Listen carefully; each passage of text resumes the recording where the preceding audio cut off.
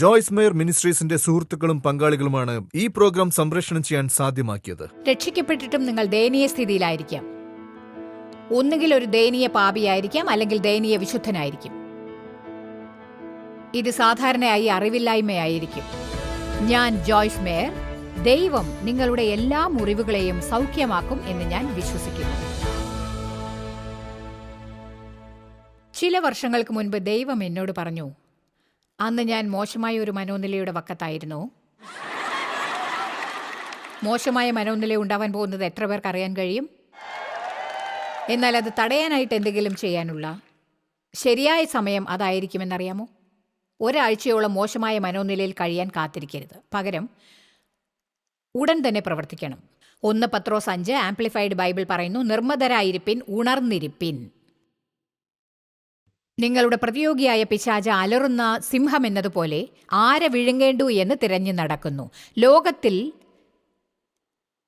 നിങ്ങൾക്കുള്ള സഹോദരവർഗത്തിന് ആ വക കഷ്ടപ്പാടുകൾ തന്നെ പൂർത്തിയായി വരുന്നു എന്നറിഞ്ഞ് വിശ്വാസത്തിൽ സ്ഥിരമുള്ളവരായി അവനോട് എതിർത്ത് നിൽപ്പിൻ എന്ന് പറയുന്നു. എല്ലാവർക്കും കഷ്ടപ്പാടുകൾ ഉണ്ടാവും. അതുകൊണ്ട് കഷ്ടപ്പാടുകളിലൂടെ കടന്നുകൊണ്ടിരിക്കുമ്പോൾ വ്യാകുലപ്പെടേണ്ടതില്ല. ബൈബിൾ പറയുന്നത് നാം ചെയ്യാൻ ആരംഭിക്കുകയാണ് വേണ്ടത്. ദൈവത്തിന് നിങ്ങളെ സമർപ്പിച്ച് സാത്താനെ എതിർത്ത് നിൽപ്പിൻ, അവൻ ഓടും. നമുക്ക് സാത്താൻ്റെ മേൽ അധികാരമുണ്ട്, പക്ഷെ അത് നാം ഉപയോഗപ്പെടുത്തണം. അത് ഓട്ടോമാറ്റിക്കായി വരുന്ന ഒരു കാര്യമല്ല. അതിനാൽ എൻ്റെ പെരുമാറ്റത്തെക്കുറിച്ച് ദൈവം എന്നോട് പറയുകയാണെന്ന് എനിക്ക് മനസ്സിലായി. ഒരു മോശമായ ദിവസം ഉണ്ടാവണമെങ്കിൽ അതെനിക്ക് ഉണ്ടാക്കാനാവും. എന്നാൽ ഒരു നല്ല ദിവസം ഉണ്ടാവണമെന്ന് ആഗ്രഹിച്ചാൽ എനിക്കത് ഉണ്ടാക്കാൻ സാധിക്കും. കഷ്ടപ്പാട് ഒരു വാഗ്ദാനമാണ്, എന്നാൽ ദയനീയത ഒരു തീരുമാനമാണ്. നമുക്കൊരു പ്രശ്നമുണ്ടാകുമ്പോൾ അത് എങ്ങനെയാണ് കൈകാര്യം ചെയ്യാൻ പോകുന്നത് എന്നതിൽ ആത്മീക പക്വത ദൃശ്യമാകും. നിങ്ങളിൽ എത്ര പേർക്ക് ആത്മീയ പക്വത വേണമെന്നുണ്ട്? യേശുക്രിസ്തുവിൻ്റെ രൂപത്തിലേക്ക് മാറണമെന്ന് ആഗ്രഹിക്കുന്നവരുണ്ടോ? ഇതാണ് ഓരോ ക്രിസ്ത്യാനിക്കും ഉണ്ടാകേണ്ട ലക്ഷ്യം. നമുക്കാവശ്യമുള്ളതെല്ലാം ദൈവം തരാനായിട്ടല്ല നാം ഇവിടെ ഉള്ളത്. സുഖപ്രദമായ ജീവിതം തരാനുമല്ല. നാം ജനിച്ചത് ദൈവത്തെ സേവിക്കാൻ വേണ്ടിയാണ്, ദിവസവും ദൈവത്തോട് അപേക്ഷിക്കാൻ.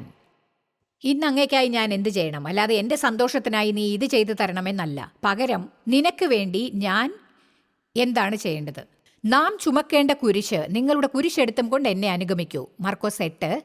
സ്വാർത്ഥതയില്ലാത്ത ഒരു ജീവിതം ജീവിക്കണം. അതായത് എപ്പോഴും നമ്മെക്കുറിച്ച് മാത്രം ചിന്തിച്ചു കൊണ്ടിരിക്കാൻ പാടില്ല. പകരം ദൈവത്തിന് ഉപയോഗപ്പെടുത്താനായി നമ്മെ ഒരുക്കേണ്ടതാണ്. നമുക്കാവശ്യമുള്ളത് കിട്ടിയാൽ സന്തോഷമുണ്ടാവുമെന്ന് നാം കരുതുന്നു. പക്ഷേ ഞാനിപ്പോൾ പറയുന്നു, ഉണ്ടാവില്ല. കിട്ടുന്നത് സന്തോഷമുണ്ടാക്കുന്നില്ല, കൊടുക്കുന്നത് സന്തോഷമുണ്ടാക്കുന്നു. എന്തെങ്കിലും കിട്ടുമ്പോൾ അല്പനേരം സന്തോഷമുണ്ടാവും, പക്ഷേ ആ സന്തോഷം നിലനിൽക്കണമെങ്കിൽ മറ്റെന്തെങ്കിലും നേടണം, എന്നിട്ട് വീണ്ടും മറ്റെന്തെങ്കിലും നേടണം, വീണ്ടും മറ്റെന്തെങ്കിലും നേടേണ്ടി വരും. സാധനങ്ങൾക്ക് നമ്മെ സന്തോഷിപ്പിക്കാൻ ഉള്ള കഴിവുണ്ടാവില്ല. സത്യം പറഞ്ഞാൽ ബൈബിൾ പറയുന്നു, ജനങ്ങൾ കബളിപ്പിക്കപ്പെടുന്ന കാര്യങ്ങളിൽ ഒന്ന് പണം സന്തോഷമുണ്ടാക്കും എന്നതാണ്. നാം പലപ്പോഴും വിചാരിക്കുന്നു, വലിയൊരു വീടുണ്ടായിരുന്നെങ്കിൽ കൊള്ളാം, കൂടുതൽ പണം ഉണ്ടായിരുന്നെങ്കിൽ കൊള്ളാം, ഒരുപക്ഷെ എനിക്ക് ഇതുണ്ടായിരുന്നെങ്കിൽ, എനിക്ക് അതുണ്ടായിരുന്നെങ്കിൽ. അവയ്ക്കൊന്നും നിങ്ങളെ സന്തോഷിപ്പിക്കാൻ യാതൊരു കഴിവുമില്ല. നമുക്ക് നല്ല സാധനങ്ങൾ ഉണ്ടാവരുതെന്നല്ല, പക്ഷേ ദൈവത്തിന് മുൻഗണന നൽകണമെന്ന് അവൻ ആഗ്രഹിക്കുന്നു. അവന് നാം പ്രഥമസ്ഥാനം കൊടുത്താൽ നമ്മുടെ സൗഭാഗ്യം ഇനിയും വർദ്ധിക്കുമെന്ന് ബൈബിൾ പറയുന്നു. യഹോവയിൽ സന്തോഷിപ്പീൻ, അപ്പോൾ അവൻ നിങ്ങളുടെ ഹൃദയത്തിലെ ആഗ്രഹങ്ങളെ പൂർത്തിയാക്കി തരും. അത് സ്വയം നേടാൻ ശ്രമിക്കുന്നതിനേക്കാൾ നല്ലതാണ്. ആമേൻ. എന്ന് പറഞ്ഞാൽ എന്നെക്കുറിച്ച് എന്തെങ്കിലും എനിക്ക് സഹതാപം തോന്നുന്നുണ്ട് എന്ന് തോന്നുമ്പോൾ തന്നെ എനിക്കത് മനസ്സിലാവും. എന്ത് ചെയ്യണമെന്ന് ബൈബിളിൽ പറഞ്ഞിട്ടുണ്ട്? നന്ദിയുള്ളവരായിരിപ്പിൻ. നിങ്ങൾക്ക് ചിന്തിക്കാനാവുന്ന എല്ലാറ്റിലും ദൈവത്തിന് നന്ദി പറയൂ. അതാണ് നിങ്ങളുടെ ജീവിതത്തിലെ അനുഗ്രഹം. ഇവിടെ വന്നിരിക്കുന്ന ഓരോരുത്തർക്കുമുള്ള പ്രശ്നം എന്തു തന്നെയായാലും പ്രശ്നങ്ങളെക്കാൾ നിങ്ങൾക്ക് കൂടുതൽ അനുഗ്രഹങ്ങളുണ്ട്. ശരിയാണ്, പ്രശ്നങ്ങളെക്കാൾ നിങ്ങൾക്ക് കൂടുതൽ അനുഗ്രഹങ്ങളുണ്ട്. എന്നാൽ നാം ചെയ്യുന്നത് എന്താണ്? അതാണ് സാത്താൻ്റെ പദ്ധതി. നാം പ്രശ്നങ്ങളിൽ ഉന്നമിട്ട് അനുഗ്രഹങ്ങളെക്കുറിച്ച് മറക്കണം എന്നതാണ് അവൻ ആഗ്രഹിക്കുന്നത്. ബൈബിൾ പറയുന്നു, ഇത്തരം കാര്യങ്ങളിൽ ശ്രദ്ധിക്കുമ്പോൾ അത് വിശ്വാസത്തിന്റെ നായകനും പൂർത്തി വരുത്തുന്നവനുമായ യേശുവിങ്കിലേക്കുള്ള ശ്രദ്ധ വ്യതിചലിപ്പിക്കാൻ പര്യാപ്തമാകുന്നു. എല്ലായ്പ്പോഴും നമ്മുടെ പ്രശ്നങ്ങളിലേക്ക് തുറച്ചു നോക്കിക്കൊണ്ടിരിക്കരുത്. പകരം പ്രാർത്ഥിച്ച് അവയെ ദൈവത്തിങ്കിൽ ഏൽപ്പിക്കണം. പ്രശ്നങ്ങളെ അവങ്കൽ ഏൽപ്പിക്കൂ. എന്നിട്ട് മുന്നോട്ട് ചെന്ന് മറ്റുള്ളവർക്ക് അനുഗ്രഹമായി മാറുവിൻ. മുന്നോട്ട് ചെന്ന് മറ്റുള്ളവർക്ക് അനുഗ്രഹമാകുവിൻ എന്നാണ് ഞാൻ പറഞ്ഞത്. നോക്കൂ, വ്യക്തിപരമായി എനിക്ക് നിങ്ങളെ അറിയില്ല. നിങ്ങളോട് പ്രസംഗിക്കുമ്പോഴുള്ള ബന്ധമേ എനിക്ക് നിങ്ങളോടുള്ളൂ. അതുപോലെ ഇതുപോലെയുള്ള കോൺഫറൻസുകളിൽ വന്ന് നിങ്ങളെ കാണുമ്പോഴുള്ളതും. എന്നാൽ എൻ്റെ മനസ്സിൽ തോന്നുന്നു, നിങ്ങളിൽ എത്ര പേരാണ് വാസ്തവത്തിൽ മറ്റുള്ളവരുടെ ജീവിതം കൂടുതൽ മെച്ചപ്പെടുത്താൻ ഒരു ഉദ്ദേശത്തോടെ പ്രവർത്തിക്കുന്നത് എന്ന്? അഥവാ നാം മറ്റുള്ളവരെ നോക്കി ചോദിക്കുന്നുണ്ടോ, എനിക്ക് വേണ്ടി നിങ്ങൾക്ക് എന്താണ് ചെയ്യാനാവുക? വിവാഹ ബന്ധങ്ങൾക്ക് എന്താണ് സംഭവിക്കുക എന്ന് ചിന്തിച്ചു നോക്കൂ. 50% ക്രിസ്ത്യാനികൾ വിവാഹമോചനം നേടിക്കൊണ്ടിരിക്കുന്നു. ലോകരെക്കുറിച്ചല്ല പറഞ്ഞത്, ക്രിസ്ത്യാനികളെക്കുറിച്ചാണ്. എന്നാൽ ഇത് പറയുന്നത് കൊണ്ട് എന്നെ കല്ലെറിയരുത്. വിവാഹമോചനത്തെക്കുറിച്ച് ബൈബിളിൽ ന്യായമായ കാരണം ഒന്ന് മാത്രമാണുള്ളത്. ആരും മോശമായി പെരുമാറപ്പെടുന്നത് കാണാൻ ദൈവത്തിന് ഇഷ്ടമല്ല. നിങ്ങൾക്കറിയാമോ, ചിലപ്പോൾ വിട്ടുകളയാൻ പറ്റാത്ത ചില പ്രശ്നങ്ങൾ ഉണ്ടായെന്ന് വരും. പക്ഷേ ഒത്തുപോകാൻ പ്രയാസമാണ് എന്നതുകൊണ്ട് മാത്രം ഒരാളെ ഡൈവേഴ്സ് ചെയ്യുന്നത് ശരിയല്ല. നാം എല്ലാം ചേർച്ചയില്ലാത്തവരാണ്. ഇതെനിക്ക് ഇഷ്ടപ്പെട്ടു. ആരാണ് പൊരുത്തമുള്ളവർ? പൊരുത്തപ്പെടാനും വിട്ടുകൊടുക്കാനും രണ്ടുപേരും തയ്യാറല്ലെങ്കിൽ ഒരിക്കലും അവർക്ക് പൊരുത്തപ്പെട്ട് മുന്നോട്ട് പോകാനാവില്ല. പക്ഷേ വിവാഹബന്ധത്തിൽ ഏർപ്പെടുന്ന സമയത്ത് നമ്മുടെ ഐഡിയ എന്താണ്? ഓക്കെ, നീ എന്നെ സന്തോഷിപ്പിക്കണം. എന്നാൽ അങ്ങനെ സംഭവിക്കാതെ പോകുമ്പോൾ നമുക്ക് അവരോട് ദേഷ്യം തോന്നും, അവരെ മാറ്റാൻ പരിശ്രമിക്കും. അപ്പോഴെന്താണ് ഉണ്ടാവുക? എന്നാൽ വിവാഹം കഴിക്കുന്ന ആ നിമിഷം തന്നെ നാം ദൈവത്തോട് ഇങ്ങനെ പറഞ്ഞാലോ, ദൈവമേ, എൻ്റെ ജീവിതത്തിൽ നീ തന്നിരിക്കുന്ന ഈ വ്യക്തിയെ സന്തോഷിപ്പിക്കാൻ ഞാൻ ആഗ്രഹിക്കുന്നു. പങ്കാളിയെ സന്തോഷിപ്പിക്കുന്നതിൽ ഉന്നം വെച്ചാൽ എന്താണ് സംഭവിക്കുക? എന്താണ് സംഭവിക്കുക എന്നറിയാമോ? അപ്പോൾ ദൈവം നിങ്ങളെ സന്തോഷിപ്പിക്കും. ദൈവം പറയുന്നത് പോലെ നാം ചെയ്താൽ നമ്മുടെ ഹൃദയത്തിലെ ആഗ്രഹങ്ങളെ അവൻ നമുക്ക് സാധ്യമാക്കി തരും. അതുകൊണ്ട് ഞാൻ ഇന്ന് ഇത് ആവർത്തിച്ച് പറയുകയാണ്. നന്മയാൽ തിന്മയെ ജയിക്കുക. റോമർ 12:21. ഞാൻ ഒരു കാര്യം പറയാം. എൻ്റെ ജീവിതത്തിൽ ഭീകരമായ കുഴപ്പങ്ങൾ ഉണ്ടായിരുന്നു. 1976 ദൈവം എന്നെ തൊട്ടപ്പോൾ 9ാമത്തെ വയസ്സിലായിരുന്നു ഞാൻ വീണ്ടും ജനിച്ചത്. പക്ഷേ നിങ്ങൾ എങ്ങനെയാണ് വീണ്ടും ജനിച്ചതെന്നതല്ല കാര്യം. നിങ്ങൾക്കൊന്നും അറിയില്ലെന്നുണ്ടെങ്കിലും, ദൈവവചനം അറിയില്ലെങ്കിലും, ജീവിതത്തിൽ അത് പ്രാവർത്തികമാക്കിയില്ലെങ്കിലും സാരമില്ല, ഒന്നും മാറാൻ പോകുന്നില്ല. രക്ഷിക്കപ്പെട്ടിട്ടും നിങ്ങൾ ദയനീയാവസ്ഥയിലായിരിക്കാം. ദയനീയാവസ്ഥയിലുള്ള പാപിയാവാം, ദയനീയാവസ്ഥയിലുള്ള പുണ്യാളനാകാം. സാധാരണ അത് അറിവില്ലായ്മ കൊണ്ടുള്ളതായിരിക്കും. ഞാൻ ഒരു പ്രത്യേക വിഭാഗത്തെക്കുറിച്ചല്ല ഇപ്പോൾ പറയുന്നത്. പക്ഷേ ഞാൻ പറയുന്നു, അനവധി നല്ല മികവുറ്റ ദൃഢതയുള്ള നിയമങ്ങൾ ജനങ്ങളെ പഠിപ്പിക്കുന്ന ഒരുപാട് നല്ല സഭകളുണ്ട്. പക്ഷേ ക്രിസ്തുവിൽ അവർ ആരാണ് എന്നതിനെക്കുറിച്ച് സഭ അവരെ പഠിപ്പിക്കുന്നില്ല. എന്നാൽ ക്രിസ്തുവിൽ നിങ്ങൾ ആരാണെന്ന് അറിഞ്ഞിരിക്കണം. അവൻ നിങ്ങൾക്ക് എന്ത് ചെയ്തെന്നും നിങ്ങൾക്കുള്ളത് എന്താണെന്നും യേശു എന്ത് വില കൊടുത്താണ് നിങ്ങളെ വാങ്ങിയതെന്നും നിങ്ങൾ അവൻ്റെ സംയുക്ത അവകാശിയാണെന്നും അറിഞ്ഞ് നിങ്ങൾ നയിക്കണമെന്ന് അവൻ ആഗ്രഹിക്കുന്ന ജീവിതം ജീവിക്കാൻ തുടങ്ങണം. കള്ളൻ വരുന്നത് വധിക്കാനും മോഷ്ടിക്കാനും നശിപ്പിക്കാനുമാണ്. പക്ഷേ യേശു പറഞ്ഞു, ഞാൻ വന്നത് നിങ്ങളുടെ ജീവൻ സന്തോഷമുള്ളതാക്കാനാണ് എന്ന്. ദിവസവും രാവിലെ എഴുന്നേറ്റ് ശ്വസിച്ചാൽ പോരാ, നിങ്ങളുടെ ജീവിതം സന്തോഷിക്കണം. നിങ്ങൾ വിചാരിക്കും, ഈ പ്രശ്നങ്ങളെല്ലാം ഞാൻ എങ്ങനെ ഇല്ലാതാക്കും, എന്നാലല്ലേ ജീവിതം സന്തുഷ്ടമാക്കാനാവൂ? ഓ അല്ല, പ്രശ്നങ്ങളുടെ നടുവിലും ജീവിതം സന്തോഷിക്കുന്നത് എങ്ങനെ എന്ന് പഠിക്കണം. ഞാനിത് വീണ്ടും പറയാം. നിങ്ങൾ ആത്മീയ പക്വതയുള്ളവരാകണമെങ്കിൽ അത് തികച്ചും മനോഹരമാണ്. കാരണം നിങ്ങൾക്ക് ആത്മീയ പക്വത ഉണ്ടാകുമ്പോൾ നിങ്ങളെ ശല്യപ്പെടുത്തി അസന്തുഷ്ടരാക്കുന്നതൊന്നും ഇനി നിങ്ങളെ ശല്യപ്പെടുത്തില്ല. കാരണം അതെല്ലാം ദൈവം നോക്കിക്കൊള്ളുമെന്ന് നിങ്ങൾ ദൈവത്തിൽ പൂർണ്ണമായും വിശ്വസിക്കും. അപ്പോൾ ഒടുവിലെല്ലാം നന്മയ്ക്കായി കലാശിക്കും. അതുകൊണ്ട് 3 മാസം അതോർത്ത് വിഷമിച്ച് പാഴാക്കി കളയരുത്. ദൈവം അതെല്ലാം നോക്കിക്കൊള്ളുമെന്ന് അവനെ വിശ്വസിക്കൂ. മറ്റൊരാൾക്ക് അനുഗ്രഹമാവുന്നതിൽ നിങ്ങളെ തന്നെ ബിസിയാക്കുവിൻ. മറ്റൊരാളെ അനുഗ്രഹിക്കുന്നതിൽ നിങ്ങളെ ബിസിയാക്കുവിൻ. പക്ഷേ എനിക്കതിന് തോന്നുന്നില്ല. എൻ്റേതായ പ്രശ്നങ്ങൾ തന്നെ ധാരാളമുണ്ട്. ക്യാൻസർ രോഗിയായ മകനുള്ള ഒരാളുടെ കഥ ഞാൻ ഓർക്കുന്നു. അയാൾ മിനിസ്ട്രിയിലായിരുന്നു. മകൻ്റെ രോഗം ഭേദമാകാൻ അയാൾ പ്രാർത്ഥിച്ചിരുന്നു. എന്നാലും മകൻ മരിച്ചുപോയി. അപ്പോൾ അയാൾ ദൈവത്തോട് കോപിച്ച് ഇങ്ങനെ ചോദിച്ചു, എൻ്റെ മകൻ മരിച്ചപ്പോൾ നീ എവിടെയായിരുന്നു? അപ്പോൾ ദൈവം അയാൾക്ക് മറുപടി കൊടുത്തു, എൻ്റെ മകൻ മരിച്ചപ്പോഴുണ്ടായിരുന്നിടത്ത് തന്നെ.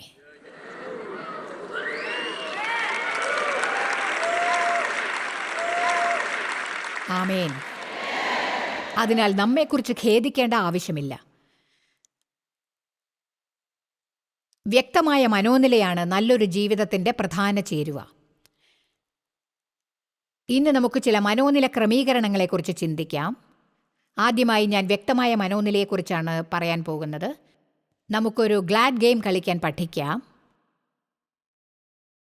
പോളിയാന ഗ്ലാഡ് ഗെയിം കളിക്കാൻ പഠിച്ചതുപോലെ തന്നെ, അതേപോലെ തന്നെ സാത്താനെ വട്ടുപിടിപ്പിക്കാനും എല്ലാറ്റിലും ഏതാനും നല്ലത് കണ്ടുപിടിക്കാനും. രാവിലെ ഇവിടേക്ക് വരുമ്പോൾ ഞങ്ങളുടെ വാഹനം 4 തവണ അവിടെ നിന്നു. പിന്നെ മൊത്തത്തിലും ഞാൻ വിചാരിച്ചു, ചർച്ചിലേക്ക് നടക്കാൻ എനിക്ക് വയ്യ, എന്നെ അവിടെ എത്തിക്ക്. ഒടുവിൽ ഞങ്ങളിവിടെ എത്തിയതിന് നന്ദി ദൈവമേ. ഇപ്പോൾ കാറുകൾ പരസ്പരം മാറ്റി. എന്നാൽ കാർ ഞങ്ങൾക്ക് പ്രശ്നമുണ്ടാക്കിയതിൽ വിഷമിക്കാതെ ഞങ്ങളിവിടെ എത്തിയതിൽ എനിക്ക് സന്തോഷിക്കാം. കാറിൻ്റെ പ്രശ്നം നേരെയാക്കി. ഒരുപക്ഷെ നിങ്ങൾക്ക് അൾട്രാസൗണ്ടോ MRIയോ അല്ലെങ്കിൽ എക്സ്റേയോ എടുക്കേണ്ട സ്ഥിതി വന്നിട്ടുണ്ടാവാം, അഥവാ ഫിസിക്കൽ തെറാപ്പി വേണ്ടി വന്നേക്കാം. പക്ഷേ മെഡിക്കൽ ഇൻഷുറൻസ് തരുന്ന ഒരു നല്ല സ്ഥാപനത്തിലാണ് നിങ്ങൾ ജോലി ചെയ്യുന്നതെന്ന് സന്തോഷിക്കൂ.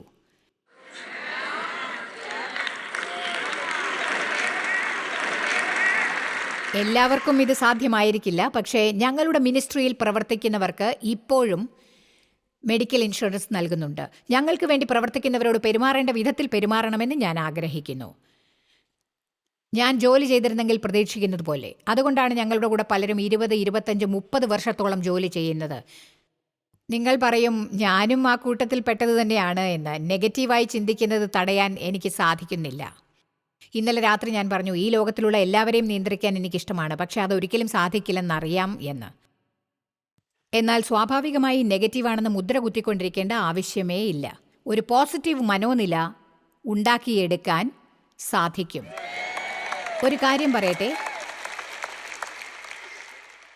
ഞാൻ പറയുന്നത് കേട്ട് വീട്ടിൽ ചെന്ന് അതുപ്രകാരം നിങ്ങൾ പ്രവർത്തിക്കുകയാണെങ്കിൽ നിങ്ങൾ ഇവിടെ വന്നതിനുള്ള ഫലം തീർച്ചയായും കിട്ടുന്നതാണ്. നെഗറ്റീവ് മനോഭാവമുള്ളവരായിരുന്നാൽ നിങ്ങൾക്ക് സന്തോഷകരമായ ജീവിതം നയിക്കാനാവില്ല. നമ്മുടെ മനോനിലയ്ക്കും ചിന്തയ്ക്കും തമ്മിൽ ബന്ധമുണ്ട്.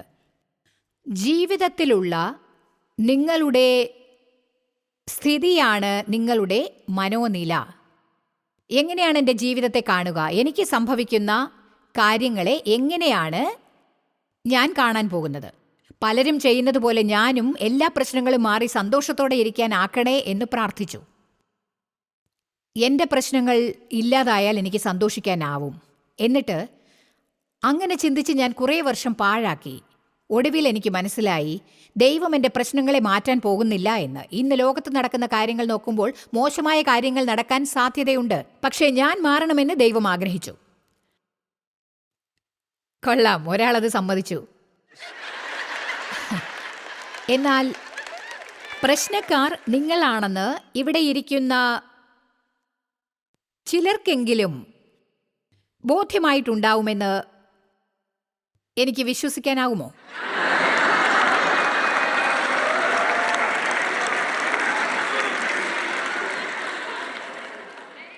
I love you. ഡേവ് മാറണമെന്ന് ഞാൻ ദൈവത്തോട് പ്രാർത്ഥിച്ചു. കാരണം ഡേവാണ് പ്രശ്നക്കാരൻ എന്ന് ഞാൻ കരുതി. ഇത് വാസ്തവമാണ്. ഏകദേശം 40 വർഷം മുൻപ് നടന്ന കാര്യത്തെപ്പറ്റിയാണ് ഞാൻ പറയുന്നത്. ദൈവമേ, ഡേവിനെ ഒന്ന് മാറ്റണമേ, എനിക്കിനി സഹിക്കാൻ വയ്യ, ഡേവിനെ ഒന്ന് മാറ്റണമേ. ദൈവം പറഞ്ഞു, ഡേവ് അല്ല, നീയാണ് പ്രശ്നക്കാരി. ഡേവ്, നിങ്ങളിപ്പോൾ സന്തോഷിക്കേണ്ട. വേണമെങ്കിൽ എനിക്ക് ഡേവിന്റെ മറ്റൊരു കഥയും പറയാൻ സാധിക്കും. നമ്മുടെ ചിന്ത,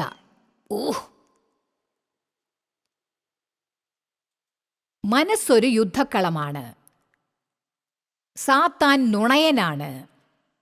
അതുകൊണ്ട് അവൻ നിങ്ങളുടെ മനസ്സിൽ ചിന്തകൾ നട്ട് നാം അത് സ്വന്തമായിട്ടെടുക്കും എന്ന് പ്രതീക്ഷിക്കും. നാം അത് മനസ്സിൽ വെച്ച് അതിനെക്കുറിച്ച് ധ്യാനിക്കും.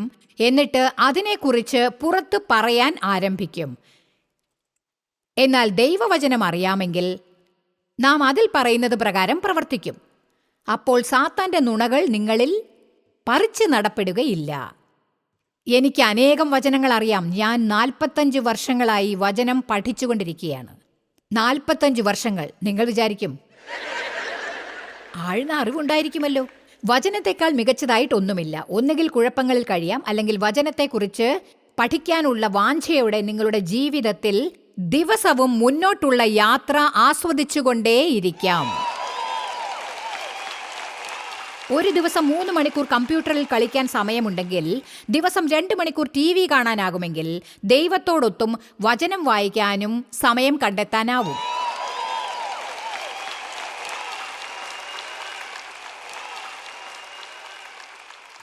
ദൈവത്തോടൊത്തു സമയം ചിലവാക്കുന്നതിനേക്കാൾ വിലമതിപ്പുള്ളത് ഒന്നുമില്ല. ഒന്നും ചെയ്യാതെ ഒരിടത്തിരുന്ന് കരയുന്നത് നിർത്തി ദൈവത്തോടൊത്ത് സമയം ചിലവാക്കൂ. ദൈവത്തോടൊത്ത് സമയം ചിലവാക്കുക എന്നത് വലിയൊരു പണിയൊന്നുമല്ല. നിങ്ങൾ സത്യത്തിൽ സമയമെടുക്കുന്നത് ദൈവത്തെ കൂടാതെ നിങ്ങളെക്കൊണ്ട് ഒന്നും ചെയ്യാനാവില്ല എന്ന വാസ്തവത്തെ അവനെ അറിയിക്കാനാണ്. സാത്താൻ മഹാനുണയനാണ്. പക്ഷേ അവന്റെ നുണകൾ നമ്മൾ വിശ്വസിച്ചാൽ നമ്മൾ വഞ്ചനയ്ക്ക് ഇരയാവും. എന്നാൽ ജീവിതകാലം മുഴുവനും കള്ളത്തരങ്ങൾ വിശ്വസിക്കുന്ന അനേകരുണ്ട് എന്നത് അത്ഭുതകരമാണ്. നിങ്ങൾ എത്ര നുണകൾ വിശ്വസിക്കുന്നുണ്ടെന്ന് എനിക്കറിയില്ല. ഞാനിപ്പോഴും എന്തൊക്കെ നുണകൾ വിശ്വസിക്കുന്നുണ്ടെന്നും എനിക്കറിയില്ല. കൂരിരുട്ടുള്ള ചില സ്ഥലങ്ങളിൽ ഞാൻ വെളിച്ചം പ്രകാശിപ്പിക്കണം. ബൈബിളിൽ എഫേസ്യർ 4-ാം അധ്യായത്തിൽ നമ്മുടെ മനസ്സും നമ്മുടെ മനോനിലയും ഓരോ ദിവസവും തുടർച്ചയായി പുതുപ്പിക്കണം എന്ന് പറയുന്നു.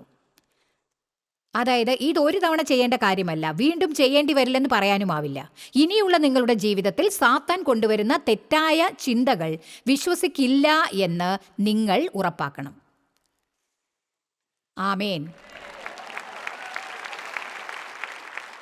റോമർ 12:2 ഈ ലോകത്തിന് അനുരൂപരാവരുത്. ഈ ലോകത്തിലാണെങ്കിലും ലോകരെ പോലെ ആവരുത്. അവരിൽ നിന്ന് പുറത്തു വന്ന് വ്യത്യസ്തരായിരിക്കുവിൻ, ദൈവം പറഞ്ഞു.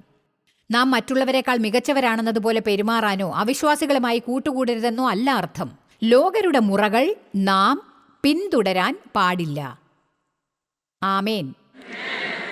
ഞാനൊരു ഉദാഹരണം തരാം. ഞാനിത് പറയുമ്പോൾ പലരെയും ദേഷ്യം പിടിപ്പിക്കാറുണ്ട്. പക്ഷേ ഇന്ന് ജനങ്ങൾ വിവാഹിതരാവാതെ ഒരുമിച്ച് ജീവിക്കുന്നത് സാധാരണയാണെന്ന് വിചാരിക്കുന്നു. എന്ന് പറഞ്ഞാൽ ജീവിച്ചു നോക്കാം, എല്ലാം നന്നായി നടക്കുകയാണെങ്കിൽ ശരി. ഇത് എങ്ങനെയുള്ള ഉടമ്പടിയാണെന്ന് എനിക്ക് മനസ്സിലാവുന്നില്ല. ഇത് ദൈവവചനത്തിലില്ല. എല്ലാവരും അങ്ങനെ ചെയ്യുന്നുണ്ടല്ലോ. ആരെങ്ങനെ ചെയ്താലും എനിക്ക് പ്രശ്നമില്ല. നിങ്ങൾ അങ്ങനെ ചെയ്യാൻ പാടില്ല. നിങ്ങൾ അങ്ങനെ ജീവിക്കാൻ ദൈവം ആഗ്രഹിക്കുന്നില്ല. ഞാൻ നിങ്ങളെ ചൊടിപ്പിക്കാനല്ല ശ്രമിക്കുന്നത്. ഇവിടെ വന്നിരിക്കുന്ന ചിലർ ഒരുപക്ഷെ അങ്ങനെ ജീവിക്കുന്നുണ്ടായിരിക്കും. എന്നാൽ ഞാൻ നിങ്ങളോട് ഇപ്പോൾ പറയുന്നു, നിങ്ങളോട് ആർക്കെങ്കിലും യഥാർത്ഥ കമ്മിറ്റ്മെന്റ് ഇല്ലെങ്കിൽ നിങ്ങൾ അതിനേക്കാൾ കൂടുതൽ അർഹിക്കുന്നു. നിങ്ങൾക്ക് കൂടുതൽ അർഹതയുണ്ട്. ദൈവത്തിന് നിങ്ങളെക്കുറിച്ച് അതിനേക്കാൾ നല്ലൊരു പ്ലാനുണ്ട്. ആമേൻ. ദേവും ഞാനും വിവാഹിതരായി 57 വർഷങ്ങളായി. ഞങ്ങൾക്ക് 4 മക്കളും 12 പേരക്കുട്ടികളും അവർക്ക് 6 മക്കളും ഉണ്ട്. ചിലപ്പോൾ തോന്നും ചെക്സ് എഴുതാനേ എനിക്ക് നേരമുള്ളൂ എന്ന്. ബർത്ത്ഡേസിനും ക്രിസ്മസിന് എൻ്റെ വിരലുകൾ മരവിച്ചു പോകാറുണ്ട്. എന്നാൽ സന്തോഷകരമായ ജീവിതം നയിക്കുന്നതിനെക്കുറിച്ച് ദൈവം എന്നെ പഠിപ്പിച്ചതിന് എനിക്ക് കൃതാർത്ഥതയുണ്ട്. വചനത്തെക്കുറിച്ച് കൂടുതൽ അറിയുമ്പോൾ തെറ്റായ ചിന്തകൾ പെട്ടെന്ന് മനസ്സിലാക്കാൻ സാധിക്കും. വചനം പഠിക്കുന്നതിന് മുൻപ് തെറ്റായ ചിന്തകൾ കൊണ്ട് ദിവസം മുഴുവൻ നിങ്ങൾ പാഴാക്കിയിരിക്കും. മനസ്സ് മുഴുവൻ തെറ്റായ ചിന്തകളായിരിക്കും. ചിന്തകളെ നിയന്ത്രിക്കുന്നത് എങ്ങനെയാണെന്ന് എനിക്കറിയില്ലായിരുന്നു. ഞാൻ വിചാരിച്ചു ചിന്തകളെ തടയാൻ എനിക്കാവില്ല. ചിന്തകളെ തടയാൻ എനിക്കാവില്ല. അതേസമയം ബൈബിൾ പറയുന്നു തെറ്റായ ചിന്തകളെ ഒഴിവാക്കാൻ നമുക്ക് സാധിക്കും എന്ന്. അതിനു പകരം ദൈവത്തിൻ്റെ വചനം അംഗീകരിക്കുന്ന കാര്യങ്ങൾ എന്തും തിരഞ്ഞെടുക്കാൻ സാധിക്കും. അതെങ്ങനെയാണ് ചെയ്യേണ്ടതെന്ന് ഞാൻ പറയാം. രാവിലെ എഴുന്നേറ്റ ഉടനെ ഉറക്കം തൂങ്ങിക്കൊണ്ടിരിക്കുന്ന സ്ഥിതിയിൽ തന്നെ നിങ്ങൾ കാപ്പി കുടിച്ചുകൊണ്ടിരിക്കുകയാണ്. അപ്പോൾ ഇന്നലെ നിങ്ങൾ ചെയ്ത എന്തെങ്കിലും തെറ്റായ കാര്യങ്ങൾ നിങ്ങൾക്ക് ഓർമ്മ വരും. ആർക്കെങ്കിലും ഇത് മനസ്സിലായോ? ഇന്നലെ നിങ്ങൾ ഇത് ചെയ്തു, അത് ചെയ്തു എന്നെല്ലാം ഓർമ്മ വരും. എന്നാൽ വചനം എന്താണെന്ന് അറിഞ്ഞാൽ നിങ്ങൾക്ക് പറയാം, ദൈവം എനിക്ക് മാപ്പ് തന്ന എല്ലാ കാര്യങ്ങളും ഓർമ്മിപ്പിച്ചതിന് നന്ദി.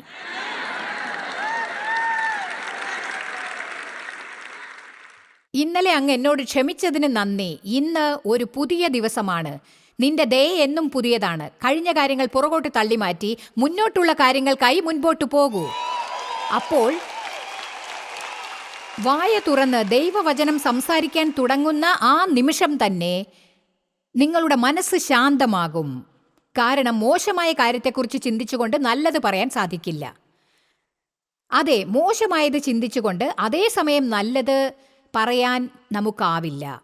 സാത്താനോട് എതിർത്ത് സംസാരിക്കാൻ പഠിക്കണം. അവൻ ഒരുപാട് സംസാരിക്കും. അവന് മറുപടി കൊടുക്കാൻ സാധിക്കണം. വീട്ടിൽ ഉറക്കെ എന്തെങ്കിലും പറഞ്ഞുകൊണ്ടിരിക്കുന്നത് മണ്ടത്തരമാണെന്ന് തോന്നിയേക്കാം. ഏതായാലും നിങ്ങൾ സംസാരിക്കും. അതിനു പകരം അർത്ഥവത്തായ എന്തെങ്കിലും സംസാരിക്കാമല്ലോ. ആമേൻ. ചിലപ്പോൾ എന്തെങ്കിലും സാധനം താഴെ വീണാൽ നാം പറയും, ഞാൻ മണ്ടിയാണ്. ഞാൻ ഒരു കാര്യം പറയാം, ഇത് വളരെ വിലമതിപ്പുള്ളതാണ്.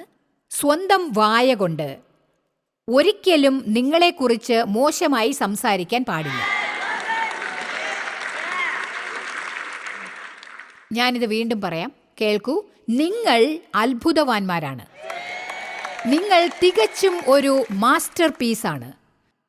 നമ്മുടെ ശരീരത്തിന് ശരിയായ വിധത്തിൽ നടന്നു പോകുന്ന ഒരു ദിവസം വേണം എന്നത് തികച്ചും വിസ്മയാവഹമാണ്. സങ്കീർത്തനം 139 ദാവീദ് അത് എഴുതിയിരിക്കുന്നു. നാം അത്ഭുതകരമായും അതിശയകരമായും സൃഷ്ടിക്കപ്പെട്ടു. ഇത് ശരിയാണ്. നമുക്ക് ഒട്ടനവധി സാധ്യതകൾ ഉണ്ട്. ദൈവം നമുക്ക് തന്നിരിക്കുന്ന തലച്ചോറിന്റെ ഒരു ചെറിയ ഭാഗം പോലും പുനഃസ്ഥാപിക്കാൻ സാധിക്കില്ല. നിങ്ങളുടെ ജീവിതം കൊണ്ട് വൻ കാര്യങ്ങൾ ചെയ്യാം. നിങ്ങൾക്ക് അനുഗ്രഹമാവാം. മറ്റുള്ളവരുടെ ജീവിതത്തിൽ വ്യത്യാസമുണ്ടാക്കാൻ സാധിക്കും. നിങ്ങളുടെ ജീവിതത്തിൽ ഇന്നലെ ചെയ്ത തെറ്റിനെക്കുറിച്ച് ചിന്തിച്ച് നിങ്ങളുടെ ഒരു ദിവസം പോലും പാഴാക്കാൻ സാത്താനെ അനുവദിക്കാൻ പാടില്ല.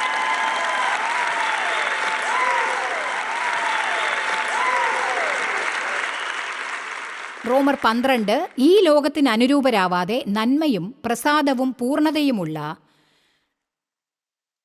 ദൈവഹിതം ഇന്നതെന്ന് തിരിച്ചറിയേണ്ടതിന് മനസ്സ് പുതുക്കി രൂപാന്തരപ്പെടുവിൻ. ഇന്ന് നാം മനോനിലയെ ക്രമപ്പെടുത്താൻ പോവുകയാണ്. ആമേൻ. ഇത് കേൾക്കൂ.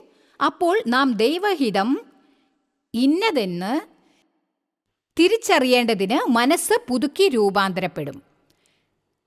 നിങ്ങൾ ചിന്തിക്കേണ്ടത് എങ്ങനെയാണെന്ന് ദൈവം ആഗ്രഹിക്കുന്നത് പോലെ ചിന്തിക്കാൻ പഠിക്കും.